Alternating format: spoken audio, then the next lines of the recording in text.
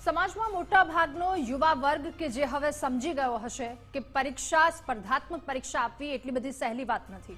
જી હા, આગળનો અને મહત્વનો મુદ્દો કે જેના પર ચર્ચા કરવી છે કે એનસીસી સર્ટિફિકેટની પરીક્ષા રદ થઈ છે દેશમાં, અને આ વર્ગ એટલું સમજી ગયો છે સરકારી નોકરી મેળવવી લોઢાના ચણા ચાવવા સમાન છે। આ પાછળ અનેક પરિબળો ભલે જવાબદાર ગણાતા હોય તેમ છતાં સિક્કાની બંને બાજુ એ છે કે જ્યારે પણ રાજ્ય કે કેન્દ્ર સરકારની નોકરીની કોઈ જાહેરાત બહાર પડે છે એટલે પરીક્ષાના ફોર્મ હજારો અને લાખોની સંખ્યામાં ભરાય છે।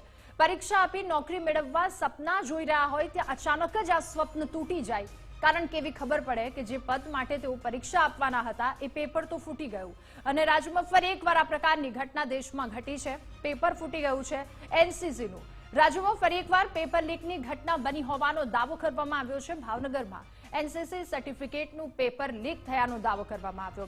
એનસીસીમાં 3 અલગ અલગ કેટેગરીમાં પેપર આપવામાં આવે છે। કેટેગરી એ, બી અને સી। અલગ અલગ વયની ઉંમરના વિદ્યાર્થીઓ કે જેમના દ્વારા એ, બી અને સી કેટેગરીમાં એનસીસીની પરીક્ષા અપાય છે। વિદ્યાર્થી નેતા પ્રવીણ રામે પેપર લીક થયાનો ખુલાસો કર્યો। વિદ્યાર્થી નેતા પ્રવીણ રામે નેતાના તંત્ર પર ગંભીર આક્ષેપ પણ કર્યા છે અને સરકારને પેપર લીક કરવાનું વ્યસન થઈ ગયું છે। પ્રવીણ રામે કહ્યું, પેપર લીક ન થાય ત્યાં સુધી તંત્રને મજા નથી આવતી। અનેક આક્ષેપો તેમના દ્વારા કરવામાં આવ્યા, કારણ કે પેપર ફૂટવું એ યુવાનો માટે ખૂબ વધારે પેલી વાત કહી શકાય। પેપર લીક ના અટકાવી શકાય તો કાયદાઓ અર્થવિહીન છે, પ્રવીણ રામે કહ્યું।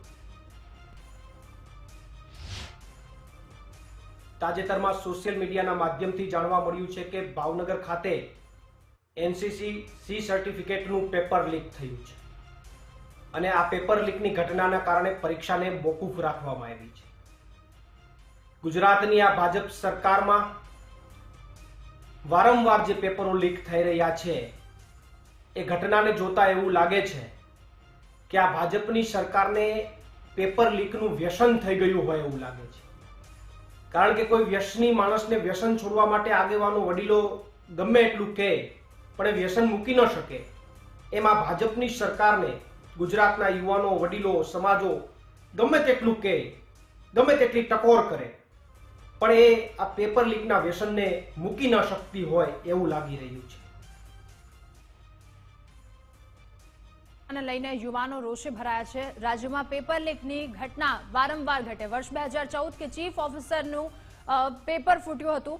2018માં ટાટ શિક્ષક, 2018માં મુખ્ય સેવિકા અને લોકરક્ષક દળના પેપર ફૂટ્યા છે। એટલે રાજ્યમાં પ્રથમ વખત આ ઘટના નથી ઘટી, વારંવાર આ પ્રકારની ઘટનાઓ સામે આવે છે। 2019-21ની વાત કરીએ તો બિન સચિવાલય કારકુન, હેડ ક્લાર્ક અને વિદ્યુત સહાયક અલગ અલગ તેમના પણ પેપર ફૂટ્યા હતા। આ વિદ્યાર્થીઓ કે જેમના દ્વારા મહેનત કરવામાં આવતી હોય છે અને પેપર ફૂટે। 2021-22માં ફરી એકવાર પેપર ફૂટ્યા। 21માં સબ એડિટરનું પેપર ફૂટ્યું, 2022માં વનરક્ષકનું પેપર ફૂટ્યું છે।